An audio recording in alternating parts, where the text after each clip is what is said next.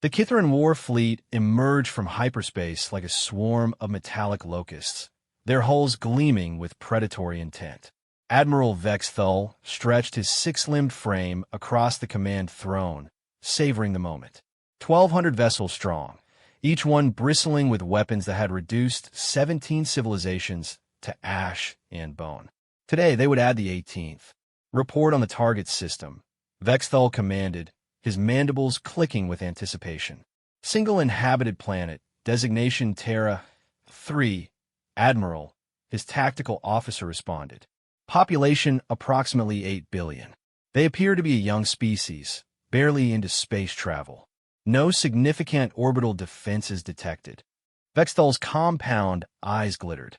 The humans have been observed for cycles, their violent nature well documented. Wars, genocide, environmental destruction, they were a plague upon their own world. The Galactic Monitoring Council had voted unanimously. Humanity was too dangerous to be allowed to spread beyond their home system. But Vexthul had volunteered for a different reason entirely. The Kithran Empire had built itself on conquest and consumption.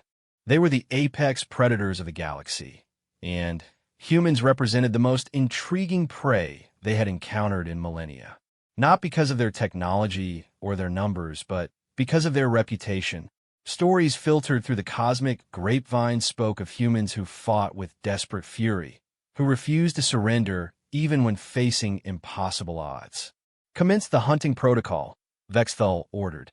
Deploy the collection ships. I want live specimens from every major population center. The rest can burn. The fleet began its descent like a plague of metal and malice. Kithran hunting ships, each the size of a city block, broke off from the main formation. These weren't designed for quick kills. They were built for sport. Capture nets, paralysis weapons, and containment fields would ensure that the humans experienced every moment of their defeat. On the bridge of the lead vessel, Vexthul accessed the cultural files his scouts had compiled. Human entertainment media painted them as heroes, always finding impossible solutions to insurmountable problems. Their history books were filled with tales of last stands and miraculous victories. How amusing. In a few hours, they would learn the difference between fiction and reality. The first wave of hunting ships entered Earth's atmosphere over major metropolitan areas.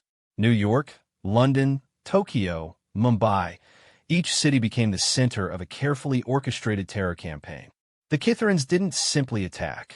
They announced themselves with deafening roars from their engines, casting shadows that blocked out the sun. Then, the herding began. Paralysis beams swept through skyscrapers, freezing humans in place while leaving their minds fully aware. Collection pods descended like hungry mouths, scooping up entire families. The Kithrans had perfected this art across dozens of worlds. Panic would drive the prey into predictable patterns, making collection efficient while maximizing the psychological impact. But something was wrong. Admiral, the tactical officer's voice carried a note of confusion. We're receiving organized responses from multiple locations. The humans are not scattering as expected. Vexthul leaned forward, studying the tactical display. Instead of the chaotic flight patterns they had observed on other worlds, the humans were moving with purpose. Emergency services were evacuating civilians through underground networks that hadn't appeared on any of their scans. Military units were coordinating defensive positions with surgical precision. Interference from their primitive communication networks, Vexthul dismissed. Continue the hunt. Hours passed, but the collection quotas remained unfilled. Where the Kithrans expected to gather thousands of specimens, they found hundreds. Where they anticipated destroying a confused and terrified population, they encountered coordinated resistance. Human aircraft, primitive by galactic standards, flew suicide runs against collection ships. Ground forces used improvised weapons to target sensor arrays and collection pods. Most disturbing of all were the humans themselves. The few that were captured didn't cower or beg. They studied their captors with calculating eyes, even while paralyzed. Some attempted communication, asking pointed questions about Kithran technology and tactics. Admiral, his communications officer reported, We're receiving a transmission from the planet's surface. It appears to be directed at us specifically. The main screen flickered to life, revealing a human in what appeared to be some form of military uniform. The being was smaller than a Kithrin, with soft skin and only 4 limbs, but there was something unsettling about its steady gaze. "I am General Sarah Chun, representing the Unified Defense Forces of Earth," the human said. "We've been expecting you." Vexthal's mandibles clicked in amusement. "Expecting us? Impossible. Our approach was undetectable to your primitive sensors." The human's expression didn't change. "You're not the first predator species to come hunting humans, Admiral. You're just the largest group so far. We've been preparing for this conversation for quite some time." Admiral Vexthal studied the human general on his screen, searching for signs of the fear he had witnessed on 17 other worlds. Instead, he found only calm calculation. The creature spoke as if discussing weather patterns rather than facing annihilation. "You claim to have encountered other hunting fleets," Vexthal said, his voice carrying the arrogant confidence that had intimidated countless species. "Yet our intelligence shows no evidence of previous contact." General Chin smiled, and something about that expression made several bridge officers unconsciously step backward. That's because there was nothing left to report back. The Zelthak hunting pack that arrived 3 months ago discovered that humans don't make good prey. Neither did the Mordian scout fleet before them, or the Vectar raiders last year. The bridge fell silent. No records existed of these encounters. The Galactic Monitoring Council would have documented such events. "Unless you're lying," Vexthal snarled. "The Zelthak Empire controls 47 systems. They would never simply disappear. Check your long-range communications, Admiral. Send a message to the Zelthak homeworld. We'll wait." The tactical officer's claws moved across his console, transmitting a standard greeting to the Zelthak Empire's capital. Minutes passed, then more minutes. The response that should have taken seconds never came. "Communication failure," the officer reported, though his voice lacked conviction. "Solar interference, perhaps." General Chen's smile widened. "Solar interference. That's what we told ourselves too, when their hunting pack went silent. Right after they made the same mistake you're making now." "And what mistake is that, human?" Vexthal demanded. "You think we're prey?" The conversation was interrupted by an urgent alert from the fleet's perimeter. 3 Kithrin collection ships had simply vanished from sensors. Not destroyed, vanished. Their last transmissions showed them operating normally over the Pacific Ocean. "Explain this." Vexthal roared at his tactical staff. Before anyone could respond, new contacts appeared on the sensor grid. Ships rising from Earth's oceans, but not human ships. These vessels bore the distinctive biometallic hulls of the Zelthak Empire, but their transponder signals identified them as belonging to something called the Terran Defense Fleet. General Chin's voice cut through the bridge chatter. "The Zelthak taught us a great deal about void warfare, Admiral. Their ships are quite impressive once you remove the original crew and install proper targeting systems." More contacts appeared. Mordian stealth frigates decloaked around the Kithrin fleet's flanks.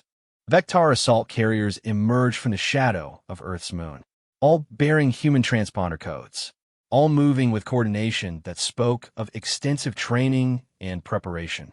"Impossible," Vexthal whispered. "These ships require specialized atmospheric conditions, neural interfaces that only work with specific brain chemistry. Humans cannot operate alien technology." "You're right," Chin agreed. "Humans can't operate alien technology, but we're very good at making it operate for us. The Zelthak neural interfaces work beautifully once you bypass the consciousness filters. The Mordian stealth systems function perfectly when you replace their bioneural processors with standard quantum computers. And Vectar assault carriers are magnificent when you don't have to accommodate their original pilots' methane-breathing requirements." The Kithrin fleet found itself surrounded by a force that should not exist. Vessels from a dozen different species, all operated by the same supposedly primitive prey they had come to hunt. "Ow!" Vexthal demanded. "How did you capture entire fleets?" "We didn't capture them, Admiral. We invited their crews to dinner. The statement was so unexpected that several Kithran officers actually laughed. The concept was absurd. Humans were prey animals. They couldn't possibly threaten seasoned predator species in direct combat. General Chun continued speaking as if she hadn't heard their derision. The Zelthak pack leader was particularly confident when we first met. He explained how they would hunt us across our cities, how they would savor our fear. Very educational. We served him a traditional human meal, roasted meat with various seasonings. He was quite impressed with our hospitality. Her expression hardened. He was less impressed when we explained that the meat was Zelthak. Specifically, it was prepared from his advanced scouts, who had accepted our invitation to a cultural exchange dinner the week before. The Kithran Bridge fell absolutely silent. The remaining Zelthak realized they had made a fundamental error in their assessment. They had assumed that because humans were prey on their own world, they would be prey everywhere. They forgot to consider what kind of environment produces a species that fights wars against itself for entertainment, that considers controlled explosions a form of celebration, and that has to actively teach its children not to put dangerous objects in their mouths. Admiral Vexthal's compound eyes fixed on the tactical display. His fleet was outnumbered now, surrounded by ships that his prey had somehow stolen from the galaxy's apex predators. The Mordians lasted longer. Chun continued conversationally. They actually adapted their tactics when they realized frontal assault wasn't working. Started using psychological warfare, attempting to break our morale through systematic terror campaigns. Quite clever, really. She paused, as if remembering something pleasant. They didn't anticipate our response. Humans don't break under psychological pressure, Admiral. We get angry. And when humans get angry at something that's trying to hurt their families, well, the Mordian home fleet received some very disturbing transmissions before contact was lost. What do you want? Vexthal finally managed. The same thing we've wanted from every predator species that's come hunting us, General Chen replied. We want to extend an invitation. Your fleet is welcome to join us for dinner, Admiral. We've prepared something special for the occasion. Admiral Vexthal stared at the tactical display, his mind reeling from the implications of what surrounded his fleet. Ships from extinct civilizations now served under human command, operated by a species that galactic intelligence had classified as primitive prey. The impossibility of the situation warred with the evidence before his eyes. You're suggesting we surrender, he said, mandibles clicking rapidly in agitation. The Kithran Empire has never yielded to inferior beings. General Chen's image remained steady on the screen. I'm not suggesting surrender, Admiral. I am extending hospitality. There's a significant difference, though I understand the distinction might be lost on a species that views every interaction as either predator or prey. Around the bridge, Kithran officers exchanged nervous glances. Their sensors confirmed what their minds refused to accept. They were outgunned by technology they had helped develop, operated by beings they had intended to hunt for sport.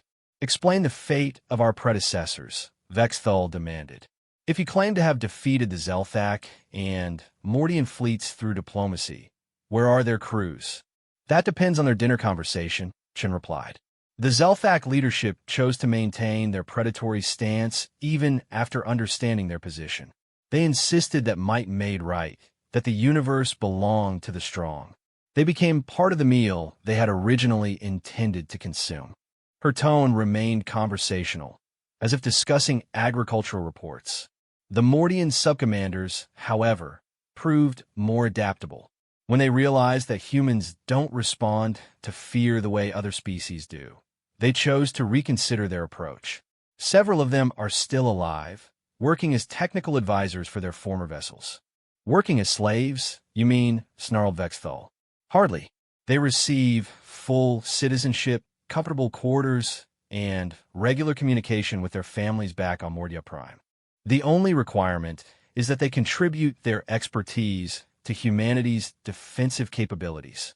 We find that former predators often have valuable insights into potential threats. The communication officer gestured frantically at his console. Admiral, we're receiving multiple transmission requests from the capture vessels. The signals, they're from our missing crew members. Vexthol's eyes narrowed. Put them through. The screen divided, showing several Kithran faces. They were alive, apparently unharmed, and wearing what appeared to be human military uniforms. The lead figure was Ship Commander Krelvex, who had commanded one of the collection vessels that had disappeared. "Admiral," Krelvex reported, his voice steady but strange. "Permission to speak freely?" "Granted," Vexthal replied, though his mandibles remained clenched. "Sir, we need to reevaluate our mission parameters. The humans didn't capture us through superior firepower or technological advantage. They demonstrated that our fundamental assumptions about this species were incorrect." "Elaborate." Krelvex gestured off-screen, and the view expanded to show him standing in what appeared to be a human command center. Kithran and human personnel worked side by side at various stations, the former predators now integrated into their prey's military structure. "They didn't defeat us in combat, Admiral. They convinced us that combat was unnecessary. When our collection ship was disabled by their defensive systems, we expected torture or execution. Instead, they provided medical aid to our wounded and invited our officers to observe their tactical center." The ship commander's voice carried a note of something Vexthal had never heard from a Kithran warrior: genuine respect for a prey species. "Admiral, they showed us recordings of their previous encounters. The Zelthak pack leader who insisted on maintaining dominance hierarchy was processed into protein rations. But the Mordian crews who agreed to technological exchange were treated as honored guests. The choice was ours. You chose collaboration with prey animals," Vexthal accused. "I chose survival for my crew and productive employment for myself," Krelvex replied. "Admiral, humans don't think like prey. They don't think like predators either. They think like humans, and that paradigm doesn't exist anywhere else in the galaxy." General Chen's voice interrupted the exchange. "Perhaps a demonstration would be helpful, Admiral. Are you willing to accept a small party aboard your flagship? 3 humans, unarmed, for the purpose of direct discussion. You wish to board a Kithran dreadnought with 3 individuals? Against a crew of 15,000. Vexthal could not hide his amazement at the audacity. "If you're willing to guarantee their safety during negotiations, yes." The suggestion was so absurd that several bridge officers clicked their mandibles in what passed for Kithran laughter. 3 humans, regardless of their species' reputation, could not possibly threaten a capital ship crew. "Accepted," Vexthal declared. "Dock at Base 7. But know that any hostile action will result in immediate termination." "Understood, Admiral. Our shuttle will arrive in 10 minutes. I think you'll find the conversation enlightening." The transmission ended, leaving the Kithran Bridge crew in contemplative silence. The Admiral studied the tactical display once more, noting how the captured alien vessels maintained perfect formation around his fleet. No aggressive movements, no weapon locks, just a patient and professional containment pattern. "Sir," the tactical officer reported, "human shuttle approaching." "It's unusual."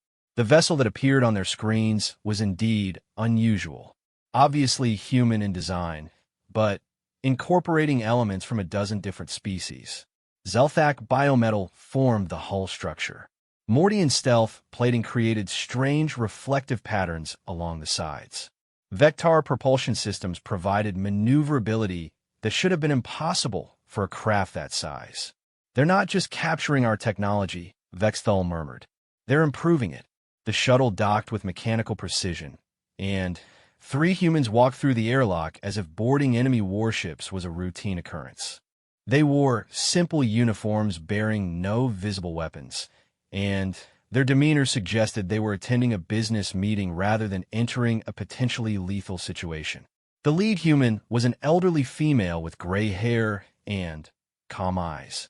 Her companions were younger, 1 male and 1 female, both carrying what appeared to be data tablets rather than weapons. "Admiral Vexthal," the elderly woman said, her voice carrying the authority of someone accustomed to command.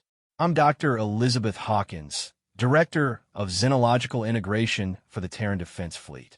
Thank you for agreeing to meet with us. You appear remarkably calm for beings who have just boarded an enemy warship," Vexthel observed. Dr. Hawkins smiled, and that expression carried the same unsettling confidence he had seen in General Chun. Admiral, we stopped being enemies the moment you agreed to listen. Now, we're just people who need to reach an understanding. Dr. Hawkins moved through the Kithrin flagship's corridors as if she belonged there, her companions trailing behind with their data tablets. Admiral Vexthel found himself in the unusual position of escorting prey animals through his own command vessel while his crew watched in fascination. "Your ship is magnificent," Dr. Hawkins commented, running her hand along a bulkhead. "The bioneural integration is particularly elegant. We've seen similar designs in the Zelthak vessels, but your implementation is far more sophisticated." "The Kithrins have perfected shipbuilding over millennia," Vexthel replied, though he found himself oddly pleased by the compliment. "Our vessels are grown as much as constructed." "Yes, we noticed. The organic components respond to emotional states, don't they? The ship actually becomes more efficient when the crew is confident and united. Fascinating evolutionary adaptation for a warrior species." They entered the Admiral's private conference chamber, a circular room with walls that displayed real-time tactical information. Dr. Hawkins studied the readouts with obvious appreciation before taking a seat at the table. "Before we begin," she said, "I should address the question that's clearly troubling you. How did humans defeat species that should have been superior in every measurable category?" Vexthel settled into his chair, all 6 eyes focused on the small human. "The thought had occurred to me." Dr. Hawkins gestured to her companions, who activated their tablets. The conference room's displays shifted to show what appeared to be historical footage from Earth. "The answer lies in understanding what humans actually are, rather than what we appear to be. Your intelligence files classify us as a young species, barely into space travel, prone to violence and environmental destruction. All of those facts are accurate. They're also misleading. The displays showed scenes of human cities, but not the gleaming metropolises that galactic civilizations typically developed. These were structures built for conflict, underground networks, hardened bunkers, redundant supply lines. Humans didn't evolve as predators or prey, Admiral. We evolved as survivors. Our home world tried to kill us with ice ages, volcanic eruptions, asteroid impacts, and a dozen other extinction events. The species that survived those challenges developed certain characteristics that are uncommon in galactic civilization. Such as, Vexthel asked, adaptability for one. When a Zelthak arrived with weapons designed to paralyze neural systems, we modified our medical equipment to counteract the effect within hours. When Amortians employed psychological warfare, we turned it back on them using techniques developed during our own conflicts. The displays shifted to show technical schematics, human modifications to alien technology that should have been impossible without decades of study. More importantly, we developed what your language would call cooperative competition. Humans fight constantly, but we also unite instantly when facing external threats. The wars you observed in our historical records, they were practice sessions. Admiral Vexthel leaned forward. Practice for what? For this conversation, Dr. Hawkins replied simply. For the day when real predators arrived to threaten our species. Every human conflict taught us something about warfare, about technology, about the psychology of opponents. We've been preparing for interstellar war since we first looked at the stars. Her companion activated another display showing the current tactical situation. The human fleet had grown substantially during their conversation, with new vessels emerging from concealed positions throughout the solar system. The ships surrounding your fleet represent 2 centuries of preparation, Admiral. We knew that eventually something would come to test humanity's right to exist. We couldn't predict what form that test would take, but we could prepare for the fundamental challenge. Which is? Vexthel asked, though he suspected he already knew the answer. Proving that cooperation is superior to predation as an evolutionary strategy. The Zelthak believed that strength determined survival. The Mortians believed that fear controlled behavior. The Vectar believed that individual excellence trumped group coordination. All of them were partially correct and fundamentally wrong. Dr. Hawkins stood and walked to the tactical display, pointing to various ship formations. Every vessel in our defensive fleet incorporates technology from species that try to hunt us. Not because we conquered them, but because their survivors chose to join us rather than maintain failing paradigms. You're suggesting that humanity offers something superior to conquest, Vexthal said. I'm suggesting that humanity offers something conquest cannot provide. Growth through synthesis rather than domination. When the Zelthak joined us, we didn't just take their ships. We learned their bioengineering techniques and improved them. When Amortians shared their stealth technology, we didn't just copy it. We enhanced it using human materials science. The human gestured to the chamber around them. Right now, teams of human and Kithran engineers could be working together to create vessels that surpass anything either species could build alone. Your bioneural integration combined with human adaptive programming could produce ships that think and evolve in real time. In exchange for abandoning our nature as predators, Dr. Hawkins shook her head. In exchange for expanding your definition of hunting. The greatest predators in Earth's history weren't the largest or strongest. They were the ones that adapted to new environments and challenges. Humans are offering the Kithran Empire access to the ultimate hunting ground, which is the universe itself. There are threats out there that make our little confrontation look like a training exercise. The Galactic Monitoring Council exists because something scared the major civilizations badly enough to establish cooperative oversight. The species that tried to hunt humanity were fleeing from something larger and more dangerous. Admiral Vexthal's mandibles clicked rapidly as he processed this information. You have proof of these threats? We have the testimony of every species that's joined our alliance. Each one was driven toward human space by the same phenomenon. Systematic disappearances of entire star systems. Something is consuming civilizations from the galactic rim inward. The tactical display updated to show a map of known space. Large sections were marked in red, indicating systems that had gone silent over the past several decades. The predator species that found Earth weren't hunting for sport, Admiral. They were refugees, fleeing something that treats advanced civilizations the way they treated primitive ones. The real question is whether the Kithran Empire wants to face the threat alone or as part of something larger. Dr. Hawkins returned to her seat, her expression serious.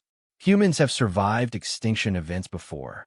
We've learned that the key to survival isn't being the strongest or the fastest. It's being the most adaptable and the most unified when it matters. We're offering the Kithran Empire a chance to evolve beyond simple predation into something the galaxy has never seen before. And if we refuse, then you'll face whatever destroyed the Rim worlds with the same tactics that failed against a single primitive planet. The choice is yours, Admiral, but I should mention that dinner will be served in 1 hour. I'd hate for you to miss it. The dining hall aboard the human flagship defied every expectation Admiral Vexthal had formed about his former prey. The chamber was vast, accommodating dozens of different species in environmental suits, breathing apparatus, and gravitational fields suited to their physiology. Kithran officers sat alongside Mortian tacticians, Zelthak bioengineers, and humans, all sharing what appeared to be a genuinely cordial meal. The atmospheric mixture is quite remarkable, Vexthal commented as he took his assigned seat. How do you accommodate so many different respiratory requirements? Dr. Hawkins gestured toward the ceiling where barely visible environmental systems maintained dozens of microclimates. Mortian technology, enhanced with human manufacturing techniques and Zelthak biofiltration. Each species maintains their optimal atmosphere while participating in the same social space. The food before them was equally impressive, dishes prepared according to the dietary requirements of each species, but arranged to create a unified aesthetic presentation. Vexthal recognized Kithran protein preparations alongside what appeared to be traditional human cuisine and several dishes he couldn't identify. The Vectar contributed the mineral supplements, Dr. Hawkins explained, noting his confusion. Apparently, they developed some fascinating crystalline nutrition matrices. We found that sharing meals creates stronger bonds than formal treaties.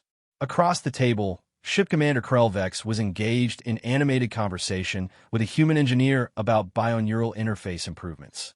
The Kithran officer's earlier stiffness had been replaced by genuine enthusiasm as he discussed technical specifications.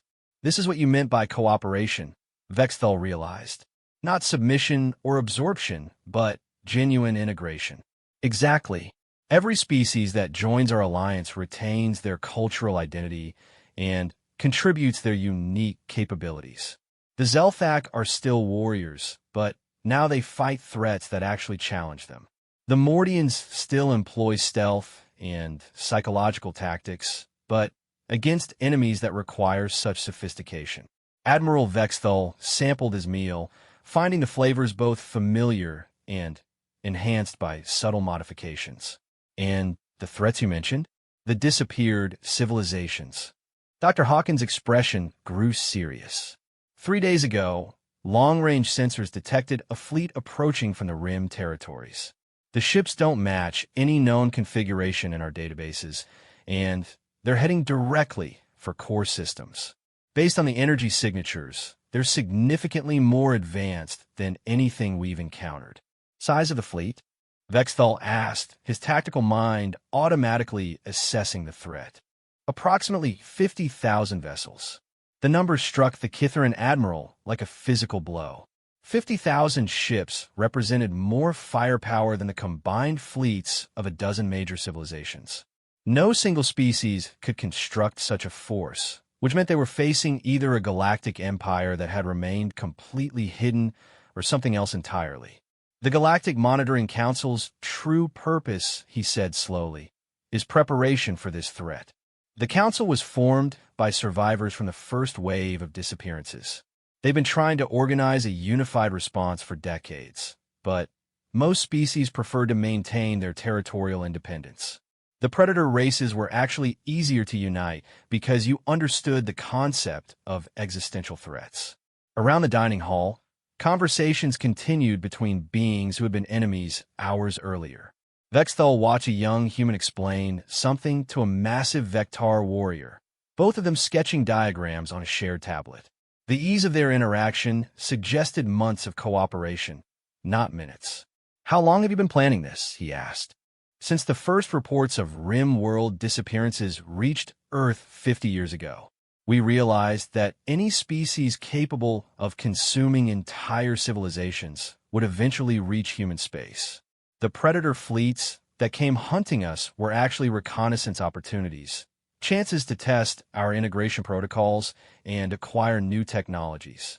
Dr. Hawkins activated a holographic display above the table, showing the approaching fleet's estimated trajectory and arrival time. They'll reach the nearest inhabited system in approximately 36 hours. The Terran Alliance has assembled the largest defensive fleet in galactic history, but we're still outnumbered 10 to 1. The Kithran Empire possesses 47 star systems, Vexthal said slowly. Our combined fleets number nearly 8,000 vessels, which would bring our numbers closer to parity, assuming the approaching force doesn't have additional reserves. The real question is whether your warrior culture can adapt to cooperative tactics quickly enough to make a difference. Admiral Vexthal studied the tactical projection, his mind automatically calculating fleet movements and engagement strategies. The approaching enemy had arranged their ships in formations that suggested both incredible discipline and tactical sophistication far beyond anything the galaxy had previously encountered. "What do you know about them?" he asked. "Very little. The few survivors who escaped the Rim world attacks described ships that seemed to learn and adapt during combat. Energy weapons that adjusted to counter defensive measures in real time. Boarding parties that somehow anticipated every tactical response. It's as if they face each new species and immediately understand their weaknesses." "They sound like the perfect predator," Vexthal murmured. "Perhaps.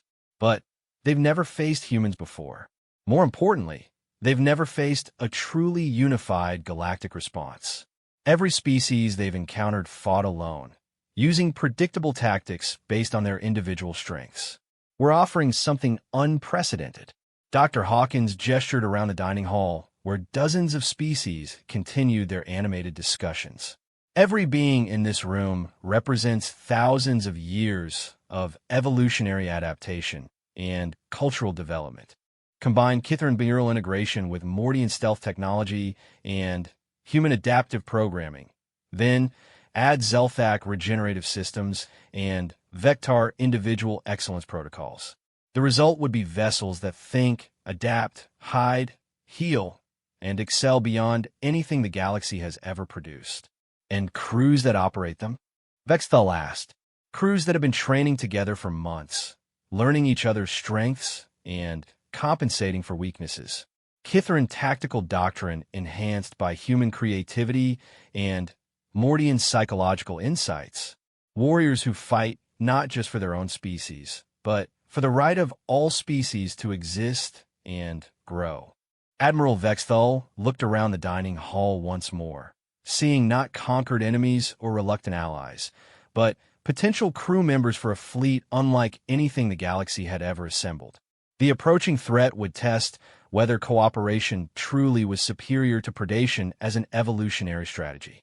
When do we begin integration of the Kithran fleet? He asked. Dr. Hawkins smiled, and this time the expression held no trace of predatory satisfaction, only genuine welcome. Integration began the moment you agreed to dinner. Admiral, welcome to the Terran Alliance. Now, let's go hunting. Outside the viewport, human and alien vessels began a complex dance of technological integration, preparing to face the unknown with unity instead of fear, cooperation instead of conquest. Humanity had finally found worthy prey, the very concept of predation itself.